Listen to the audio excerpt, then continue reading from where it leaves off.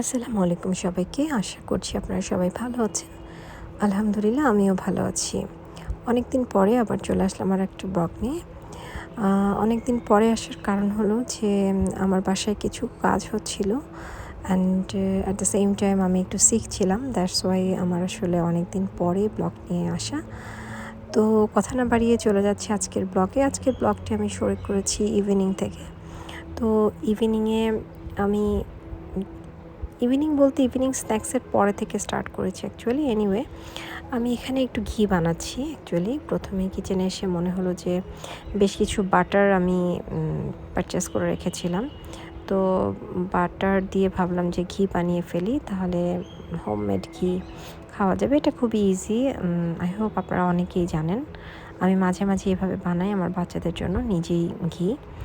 তো বাটারটাকে খুব ভালো করে জ্বালিয়ে নিলে ঘি হয়ে যায় অ্যাকচুয়ালি, বার্ন করে নিলেই। বার্ন বলতে খুব ভালো করে জাল দিয়ে নিতে হবে। অ্যান্ড ওয়ান থিং, বাটারটা যত ভালো হবে আপনার ঘিটাও ততই বেটার হবে। তো আমি এখানে ল্যান্ডমার্কের বাটার ইউজ করেছি।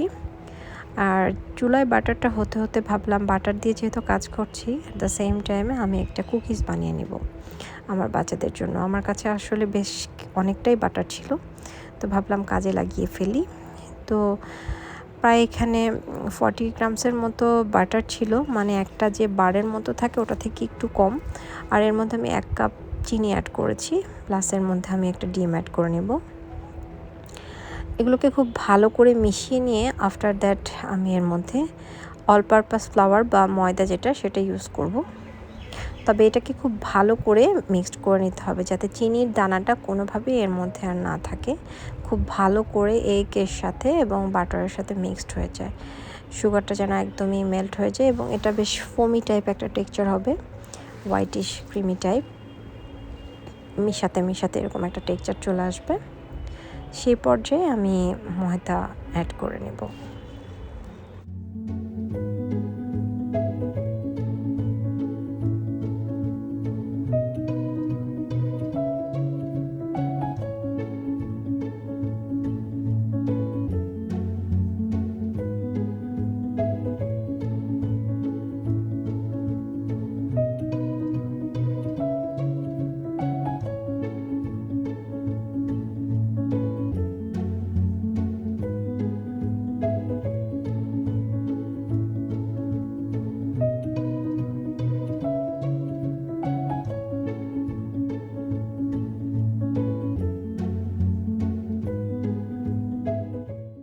তো আমার চিনি আর এগের মিশ্রণটা প্রায় রেডি হয়ে গিয়েছে।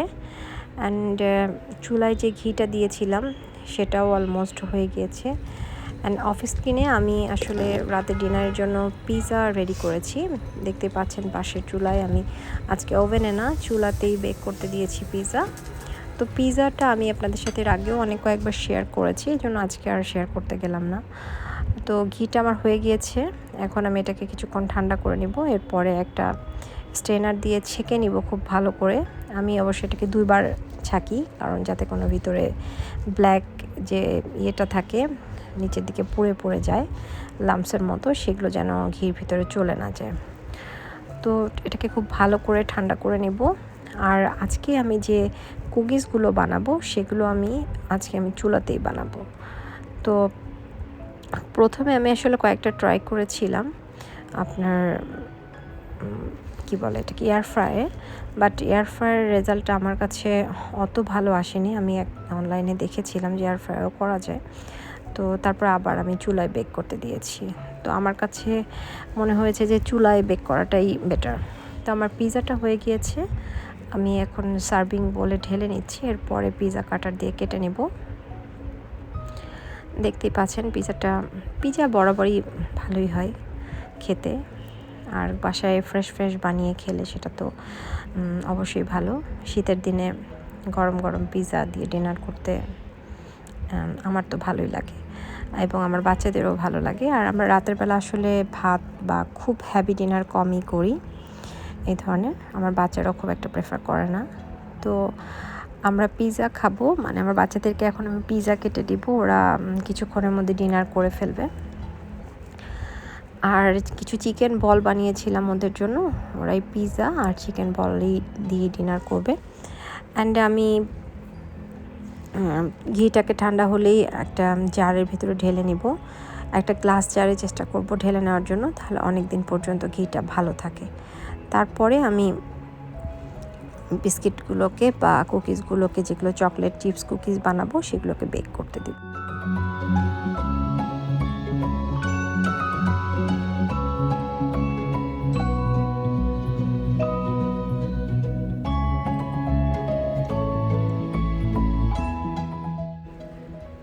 তো এ পর্যায়ে আমার ডিমের মিশ্রণটা রেডি হয়ে গিয়েছে, চিনি আর ডিমের।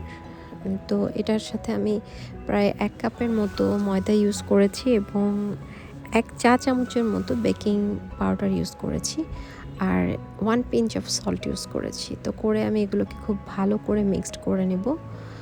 তো ভালো করে মিক্সড করা হয়ে গেলে এগুলোকে আমি ছোট ছোট বলের আকারে শেপ দেব এবং একটা বেকিং পেপার উপরে রেখে এগুলোকে আমি বেক করে নেব। তো প্রথমে আমি এটাকে খুব ভালো করে মিক্সড করে নিচ্ছি। তো ভালো করে মিক্স যখন হয়ে যাবে, এ পর্যায়ে আমি এর মধ্যে কিছু চকলেট চিপস ইউজ করব।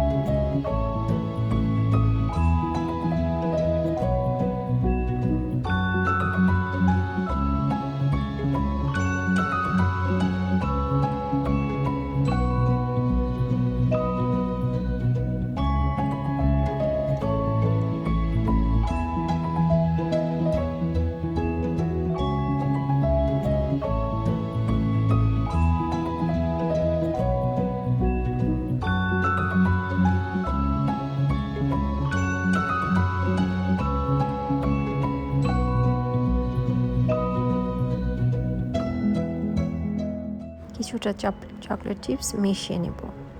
তো এটা বেক করলে দেখা যাবে ভিতরে কিছুটা মেল্ট হয়ে যাবে, যার কারণে এটা খেতে বেশ মজা লাগে চকলেট চিপস অ্যাড করলে। তো এনিওয়ে আমি এগুলোকে খুব ভালো করে মিক্সড করে নিয়ে এখন ছোট ছোট বল আকারে বানিয়ে নিয়ে বেক করতে দিয়ে দেব।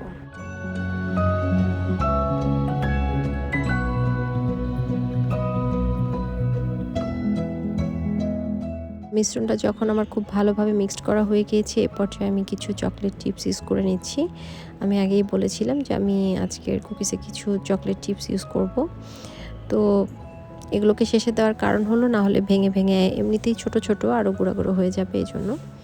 তো এগুলোকে মিক্সড করে আমি এখন আপনারা যে যে সাইজের কুকিজ বানাতে চান সেরকম একটা সাইজের বল বানিয়ে নিয়ে এগুলোকে বেক করতে দিয়ে দিব।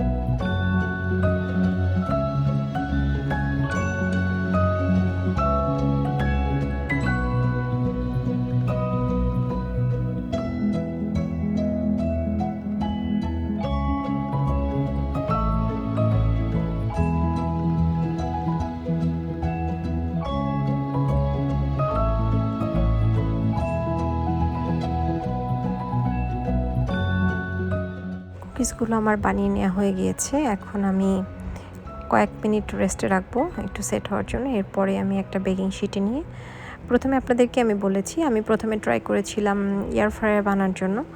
তো সেটাতে আমার কাছে খুব ভালো কুকিজ বেক হয়েছে বলে মনে হয়নি। তো এই জন্য আমি আবার চুলায় বেক করতে দিব।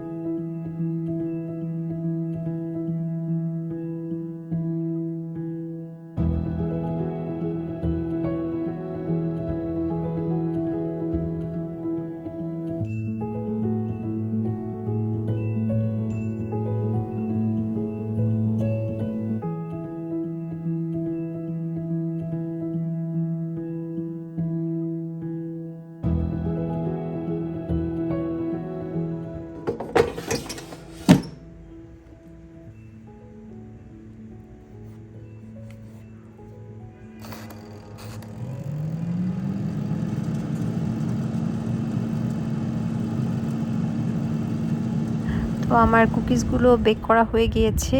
তো এটাই ছিল আজকের আমার ইভিনিং টু নাইট ব্লগ। আশা করছি আপনাদের কাছে আমার আজকের এই ব্লগটি ভালো লাগবে। If you like my video please subscribe my channel. Thanks for watching my video.